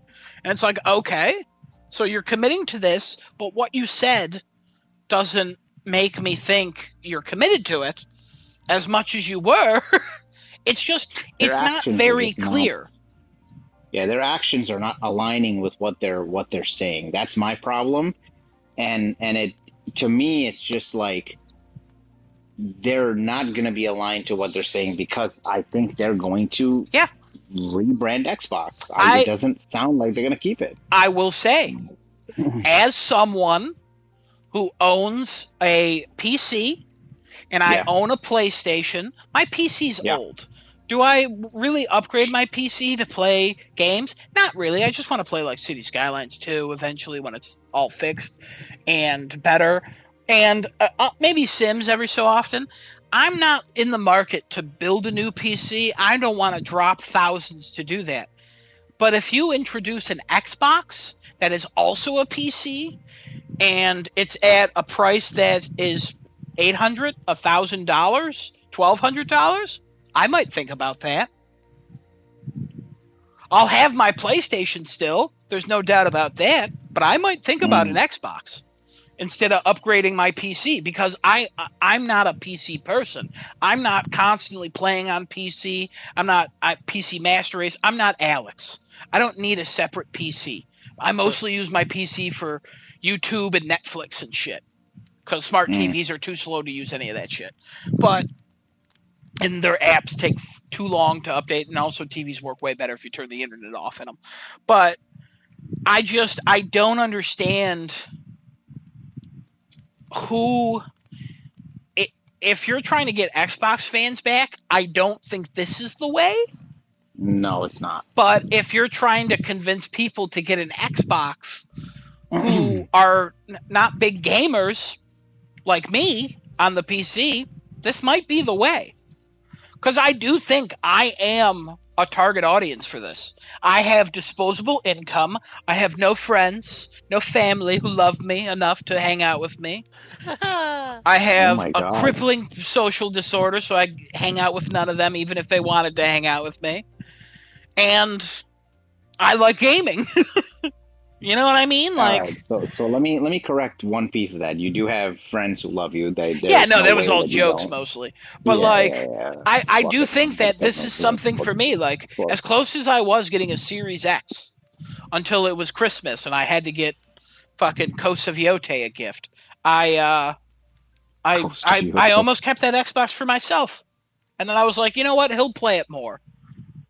And I thought about getting a Series S to play a couple games on there. You know, I would love to go back to the Fallouts and stuff and Yeah, play but what do you them. have to play that you can't play on PlayStation though? Fallout 3, Fallout New Vegas. You can't play that on PlayStation. I can't. No. I'd have to boot up my PS3, which is still It's plugged not in, I on. will say. It's Fa- not on. It's not on the streaming service. It's not on I will not play premium. streaming service games because I don't want the trophies for New Vegas unless it's a new version, like a remaster, and I don't want to replay Fallout 3 on PlayStation for trophies. I But already have all the but trophies. yeah, right. But you could just play it on your other account. Xbox, No. their backwards compatibility with those games is they are cleaner looking. They play a little bit better. They're not fully remasters. They're not really remasters at all, but they have a little bit of zhuzh to them because they do because they put a little bit of effort into confirming Uh, those games work on the Xbox. That's Xbox was winning everybody over with the backwards compatibility. And I would love for Sony to do that. And if I wanted to play old games and not worry about trophies, 100% I would play on Xbox. I would have a Game Pass subscription. I would play Forza. I jump into a couple races every week. Like, you kidding me? Like, I'd have a great time. Mm. And then I would have a PC to play City Skylines 1 and eventually 2, and that would be my Steam box, basically. But now I have to think, okay, all the Xbox games are coming to Steam as well, as far as I'm aware, so couldn't I just get a Steam box? But the last You Steam could. box they did sucked ass. Or whatever. What was that thing called, Kevin? Do you remember the Valve PC thing? The Valve TV thing? There was something. I don't remember It what the was fuck it was. ass. It It was was a TV absolute thing. ass. Yeah, it was absolute ass. Because it was what was supposed to propel Xbox Big Picture or whatever the fuck Yeah, they call big it. picture mode. Thank you. That's what it was. Yeah. It was ass. All the reviews for it were like, "Don't ever touch this." And then they did the Steam Deck, and that actually worked out for them. Yeah, and the Steam Deck I was tempted to get, but then also I'm not a mobile gamer. So I was like, I would never get that. And then I got my Portal. I'm like, this is the perfect thing. Because if I'm a mobile gamer, I only want to play it for an hour or two. I don't want to do like 13-hour sessions like some people do with their Steam Deck. But there is a docking thing for the Steam Deck. But also, the Steam Deck is tiny and expensive. And I'm not buying a dock to just have a PC. I'll buy a box. And then you attach a dock to it and then get a little boat. You know what? Honestly, sounds good. Destino, do you got anything to say about this Xbox Helix? Steamboat.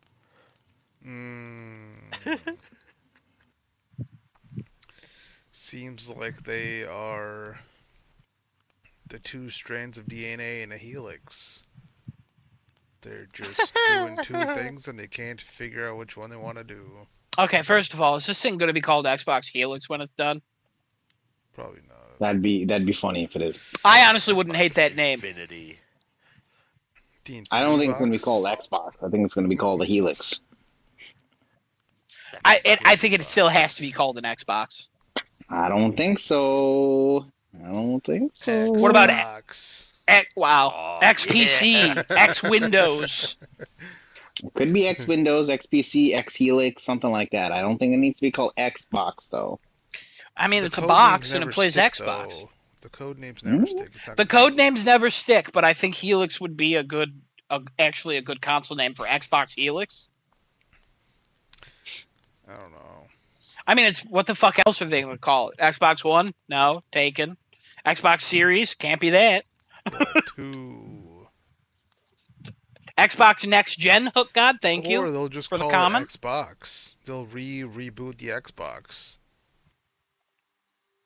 Oh my god, Yeah. if they do that, I would fucking hate that. That That'd would be actually, I that'd think be people awful. would like that too. Corporations No. love sticking Next Gen onto things. That's very true. Oh my god. Xbox Or the Next, Xbox yeah, Pro. Xbox Next Gen, Xbox NG. Remember that? Remember the NG? Oh my god. Xbox NG Plus. That's New Game Plus, Kevin. You can't call it that. Why not? That didn't. I don't know. You can't. New Box Plus. New Box Plus. I don't. Yeah, I don't know. I mean, the naming schemes are screwed either way. That's just them going from 360 to One to Series. I think they're just screwed either way. No matter what they do, I think it's over for them. You know. And maybe I might be able to play that song again when I hear that. You know, when that happens. Wow. That would be Maybe I'll bad. play that song again. That would Maybe be I'll play bad. that song again. No, I like. They're not gonna go out of business or anything like that. What I mean is, I think they're just like Xbox is not gonna exist anymore. It'll just be Windows, and then I PC would hate and PlayStation will compete with whatever they want to have. That's it. Like That's what's the thing. I don't think PC and PlayStation are in competition. They're complementary to each other. So then there's really that's it. Like I don't think there's really gonna be anything like that anymore. That's why I say it sucks. It would suck. It would suck so bad if we had no direct competitor. Maybe Apple will join in or Sega's back. You know? I don't want to see Apple join in this fucking. I know you don't want to see no. it, but you'll see it. No way, brother. No way. Or Nintendo's like, now we got the sauce. They're like, we've been waiting for Xbox to die. Introducing the Nintendo box. Boom block. Wow. The N box. That's gonna have some derogatory meanings, but Oh yeah, no. Oh wow, it actually really is a replacement for Xbox. Remember Xbox Live parties? Good times. yeah, guys, yeah. Everyone was racist, and for me, they were Everybody was. homophobic. Ooh. All right. Well, now that that's done and out of the way, let's talk about you guys with Ghost of Yote. No, The legend. I want to talk about one Oh. thing about Sony. Oh yeah, please go ahead. Go ahead. They're trying out dynamic pricing. I did see that. This has been rumored before that people thought they were seeing it. It's finally been confirmed that they are trying out dynamic pricing. So now that when you buy a game, check with somebody else. Make sure that it's the same price. The Fox. So, okay. So this means that if I'm on the store, and this only applies to digital games, not physical games. Correct. So if I'm on the PlayStation Store, you're on the PlayStation Store, Kevin's on the PlayStation Store. Let's say we're all saying, okay, we all are agreeing to buy the next Wolverine game. All right, and all of us on the store are seeing 3 different prices. I see $59.99. See, Adam I think sees... it's more in regards to sales of games. I don't think it's more in regards to new releases. Okay, let's rephrase this. So, there's a new multiplayer game. Green Hell 2 is coming out. You know what? Green Hell was fun. They finally improved it. We're all thinking about getting it. I see it. It's been out for a year. I see it as $15.99. Kevin sees it as $13.99. Genesis sees it as $18.99, and Desonoto doesn't see it on sale. Damn. You fuck. You never played the first one, did you? Okay, so I get that. I understand that. Now, what is this? Now, explain this to me like I'm 5 years old, right? What is the benefit of this? Go to bed. Business? It's too late for you to be up. Yeah, I did say 5 years old. Get off the podcast. We're talking. This is not a child conversation. Excuse me. Right. Don't talk back to me. I don't get. I'm sorry. Let me age I up ain't real like quick. you. I'll beat you. I'm 34 years old. I'll age up real quick. 34? Oh my God, you're about to die. I'm 34. You're 33. What is? I'm gonna turn 34 this year. Yeah, but you're not 34 now. No, I know. I'm sorry. I'm just saying. What the fuck? Like 33. Who says that? So old. Shut up, Kevin. Go sign up for what AARP and shut up. Positivity to the business for this. Like they're just making more money on people because of dynamic pricing. Yep. Like what's the benefit to the business besides like ripping people off? Stupid over here sees a game on sale and he's like, "Ooh, I'm gonna buy that," because that's the price that he or she wanted. But also, this person who was like not thinking about that game at that price, they see it even cheaper. So they're getting it too. And this person who doesn't have any friends because no one likes them, they just sit combing their beard all day, Desonoto, and he's like, "Oh man, I want to play this game because I keep hearing everything about it, but I've never purchased anything like this before. Hey, it's $20. I'll jump in. That's not too bad." I'm sure it goes by some algorithm. Right. What would that like? The more you purchase in the PlayStation Store, the better your sales are. Couldn't tell you. It's probably based on what you like. Maybe you've had this game in your wish list for a while. Maybe you put it in your cart one time when it was like close to this price. It's just an algorithm probably. I really can't explain like the behind the scenes of it, but it just seems like it's a shitty business practice. Nobody likes dynamic pricing. Now hear me out. Let's go back to physical games. We don't have to deal with this. Simple as that. No. Wow. All right. Well, you know. All right.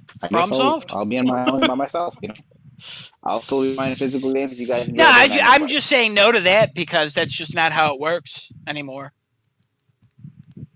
Could be. You know what? If Sony goes, hey guys, we're done with digital, it's all physical now, I would be dead from shock. No, I'm not saying Sony's got to make that choice. The consumer can make that choice by saying, I'm not going They're to buy not. digital anymore. I'm going to They're fucking not going to buy do that. physical. Wow. All right Humans then. are lazy. They want to do it the easiest way possible. It's easier just to go bloop bloop done. Yeah, Well, also, that's the I can problem. just get it. I don't have to rely on a store having a copy of it. Yeah. So then, really, there's no room to complain about dynamic pricing. They want to do it. That's pretty much There's their call. absolutely room to complain about dynamic pricing. Don't buy shit. Check with your friends. If they say it's higher, if they say yours is higher, don't buy it. If it's lower, go ahead. Good to buy. You're good. Mm.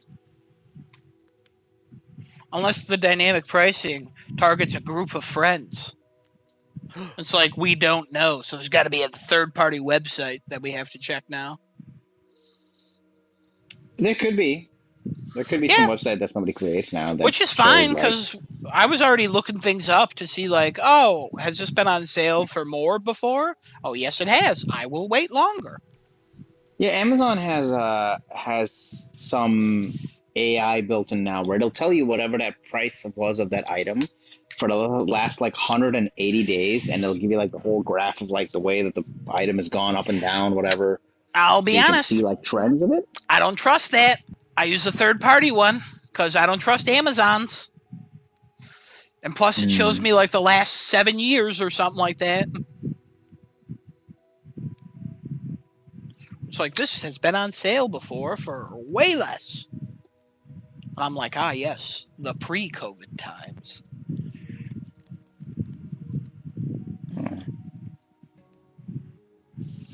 Amazon's like, oh, this is a steal right now. No, it's not. Shut up.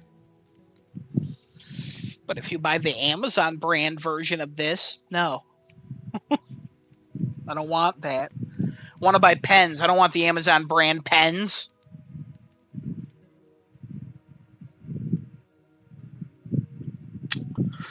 Okay. All right. Guess everybody Anything else wants you the want to talk Amazon about brand this? pens. All right. No, I don't want the Amazon brand pens. No, no, no, no, No, no, they no, no, suck. no, no. I just thought we should talk about that. So. No, I that's fine. I understand. I Yeah. totally get it. I totally forgot about that though. Good call and bring that back up. Thank you. Thank you. All right. Kevin goes to Yeah. Viote. Legends. What do you All right. think? Shit. It's not shit. It's just when they decided to announce this, super excited, but like it just feels content incomplete. It's a lot of, I mean, the hub world. You're not getting that cool standing shot where you look all cool and shit like in Ghost of Tsushima, and I think the gameplay is fun and the story mode is fine, but it just doesn't feel like Ghost of Tsushima. And it's been a little disappointing overall. I think there's a Really? lot of room for improvement, but again, it just feels like it doesn't feel like it's a problem that we've had ever since COVID, where everything that's coming out is just it feels like there's been put barely any effort in. You know what I mean? Oh, okay. I was like, what the fuck? And I I like how something comes out and is like, was this rushed? Like I just feel like they should have taken more time before they put But this they've been out. developing it since single player started. Because there's like 3 And it missions. They already follows the announced there's exact raids same coming. formula as before. Yeah, and it's With like, the okay. exact same number of stages. Yeah, and it's just like, I don't know. I think the menus are clunky as shit. I really wanted to like this, and we gave it the old college try, and we're probably going to play more of it, but it really just kind of sucked in regards to maybe our expectations were too high. I don't know. I really don't. Really? That's what is going on with the Ghost of Yote Absolutely not. It's multiplayer? a fucking 10 out of 10, baby. Oh my god. I was about to say, man. It's a 10 Alright, out of let's 10. really talk about this. Okay, Alright. real quick. I gotta go first, Kevin, because I just went on a rant, Okay. and I just All right. there no, is he's so got it. much content in here. I kicked Kevin's ass at the coin game. Kevin kicked my ass at bamboo. Then we did the raids, and we sucked, but we felt like we were in the Not flow of raids. things. Yeah, the fucking survival Survival. thing. Oh my god, the classes. Are you fucking kidding me? All the options. Are you fucking kidding me? Like my expectations were high, man. They were Don't have me in the high. first half. Thank you. I planned all of that. So Nice. we were talking about like we should lie to Genesis. It'd be fun. And then what was the best thing about it? Umair hopped on before you. So we were Destinoto. like, all right, listen. Oh, yeah. Destinoto hopped on before you. So we were like, all right, you have to stay quiet. We're trying to decide if we want to lie to Genesis. That is funny. That is funny. I like that. I like that. That But is yeah, fucking awesome. it's absolutely Oh my incredible. I think the gameplay for Ghost of Yote is a better fit for this. Better. Yeah. No, it's In way better. every possible way. It really just it reminds me of how I feel about the game. The game is just better in every single technical way. It is so good and it feels good. Kevin, you talk about it. Just All right. So let's just Kevin got a gun? go through. Yeah. Oh, hold on. We're getting there. We're getting there. All right. So let's just Wait, go you got a through this. gun now? Shut up. So let's go through this real quick. All right. So I'm like, Adam, you wanna play before podcast real quick? Oh yeah, man. I'm like, oh baby, here we go. I was already All charging my headphones. I was getting ready. right. First of all, he Shut said up! fuck you, and then deleted the message. I'm like, you piece of shit. No, I didn't What's say going that. on? I said hell yeah. Yeah. But anyway. So I did say fuck you, then deleted the message and said hell yeah. Oh, shit. So what the hell? So we hop in, and I already did the little tutorial thingy. So I'm sitting in like the hub world thing because you actually can like walk around the lobby and do stuff, which is so freaking cool. We played the coin game, that was fun. We played the bamboo strike thing, which is rather challenging and quite fun. First of all, the bamboo strike, challenging. Then there's a harder one, and I didn't even get past level Nightmare. 1. So funny. I was like, Genesis, you know how you do the bamboo strikes in the first game, and it's like triangle, square, circle, X, L1 up, or whatever? In this, it's like up, down, right, left, L1 down. It's like, what the fuck? And then it keeps going, and you're like, up, up, down, down, right, L1, down, up. It's like, what the fuck? And then you have a minute timer. The nightmare one. Oh. And I'm going through the nightmare one, and all of a sudden I'm like, there's R3? I'm like, that's not even possible. How do you do like 8 button combination? I don't know. I can't wait to do it. It reminds me of the Helldivers mini game that you could do.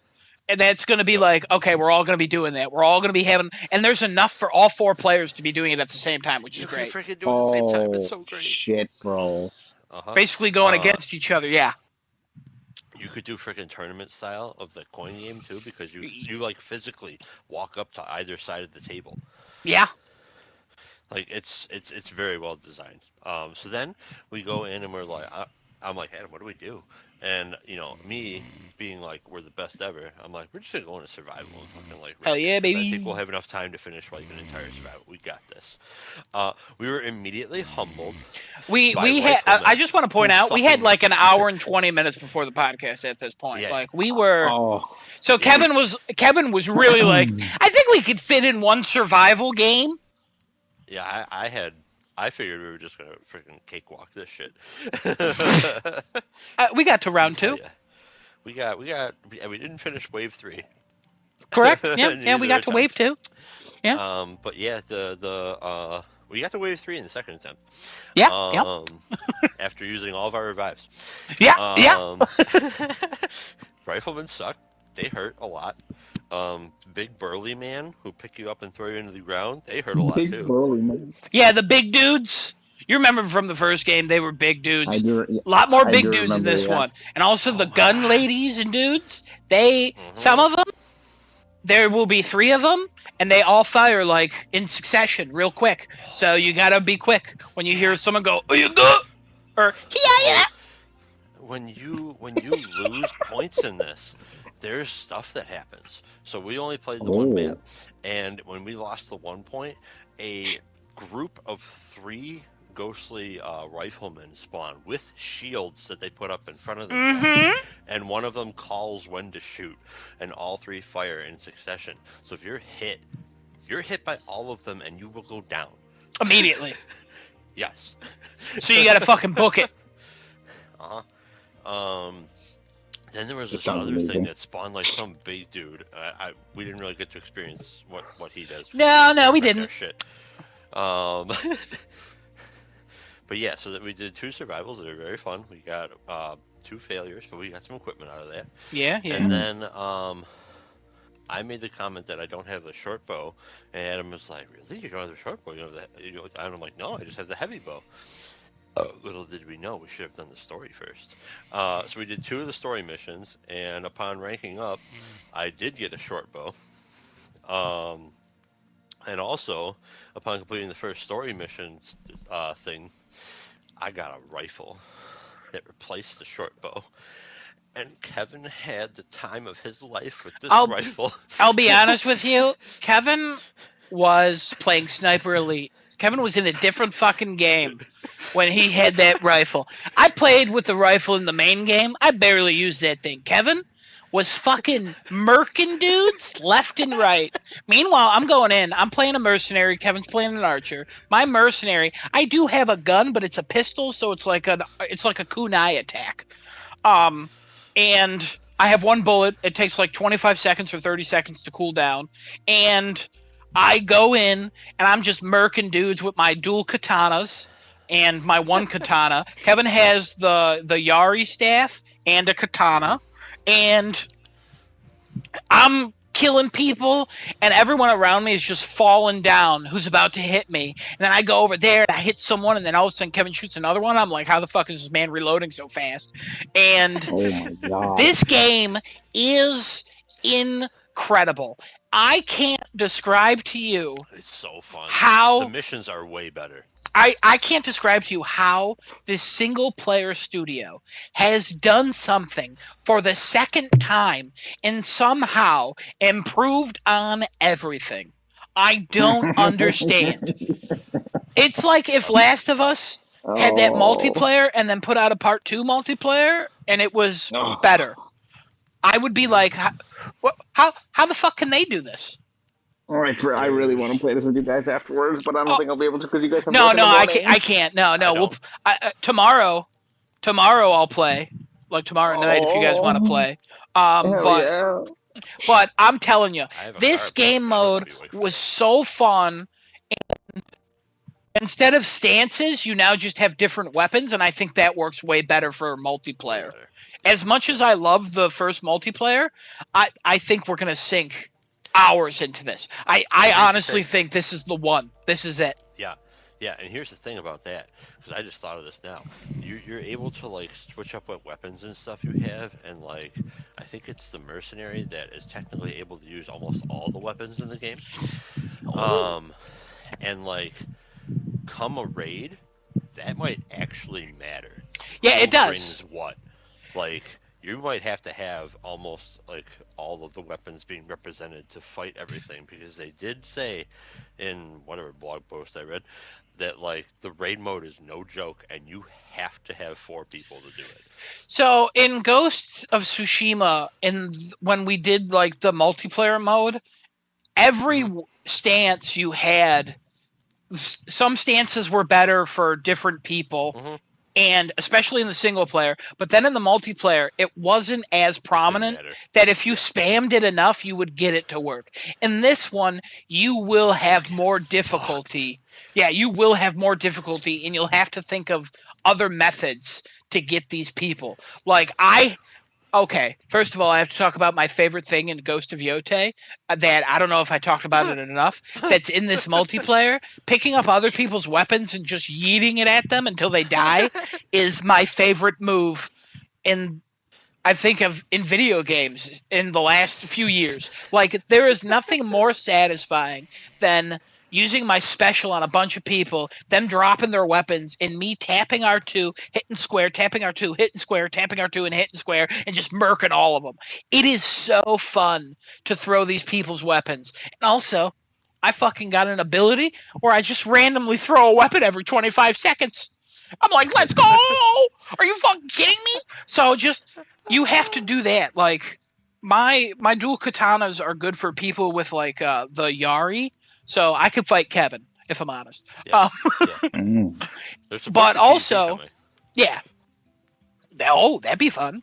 No, in the lobby, I don't know if it's already there or not, but they did mention PvP like.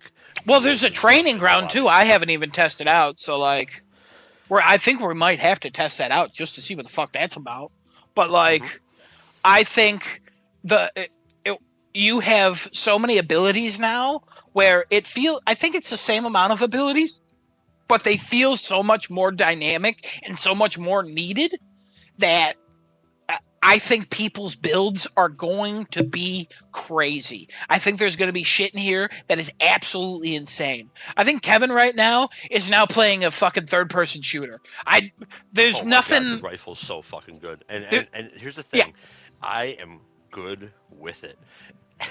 Because there were times when I'm like, oh god, Adam's rifleman behind you. Oh, never mind, they're dead. I got him. Yeah. Yeah, Kevin was just sniping dudes. Again, Sniper Elite going on over here with a rifle. And there was this one man that freaking took out Adam at one point, and he's like, oh, Kevin, I'm down. And this dude turns and starts running at me, and I'm like, no.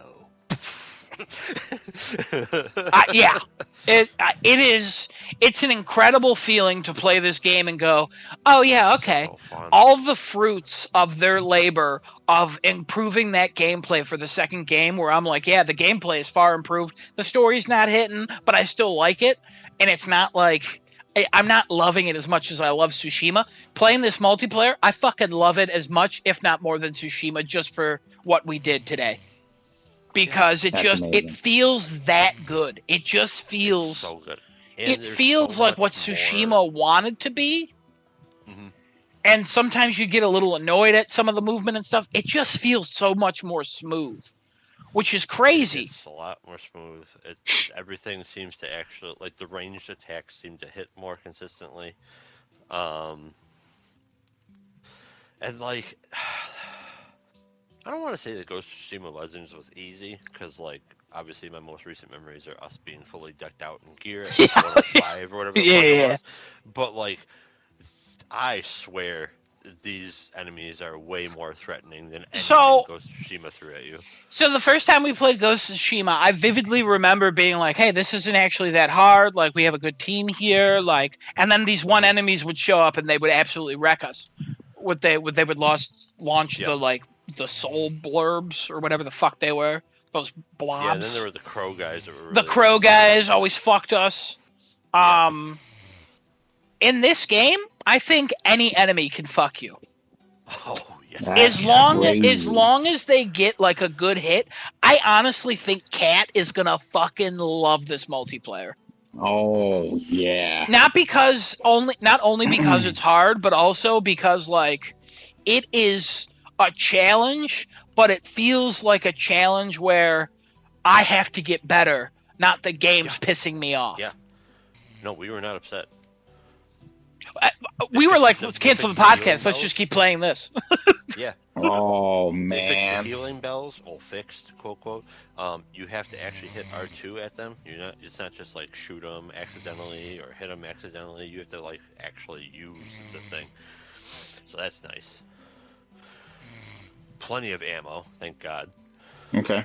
Yeah, plenty of ammo on every map we were on. I really think like we're gonna have a blast with this, and I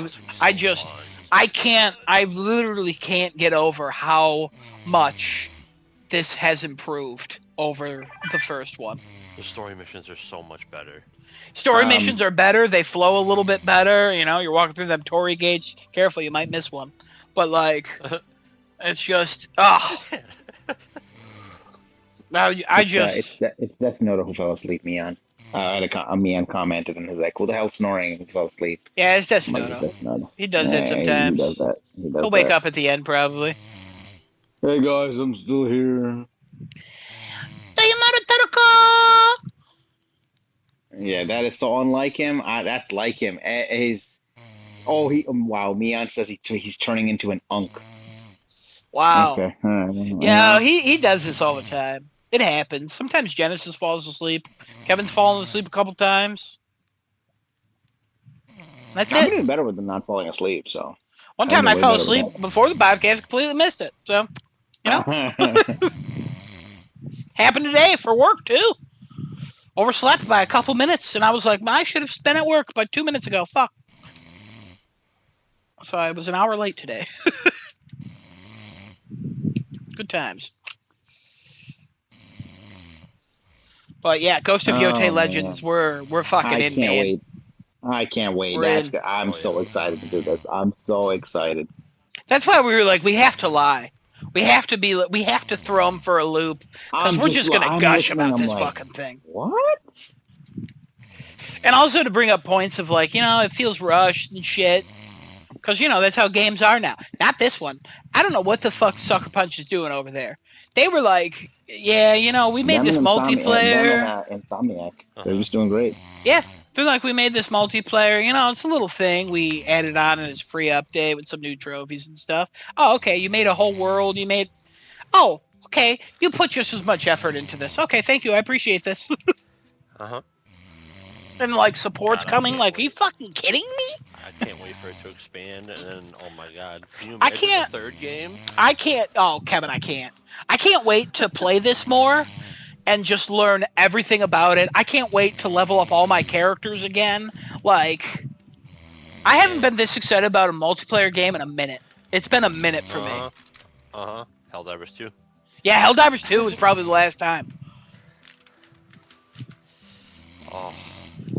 All right, that's the end of the podcast, right? I think we can fit in a little bit of Ghost of Yeah, Yotei let's go play. Legends. Let's go fucking play. All right, Genesis, Let's take do us it. home. Let's do it.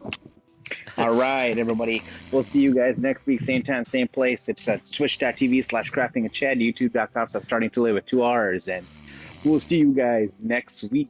I'm going to keep playing that fucking song until next week, baby. Hell yeah, let's We're go. going to get copyright strike. Thanks for but you know watching, everybody. what?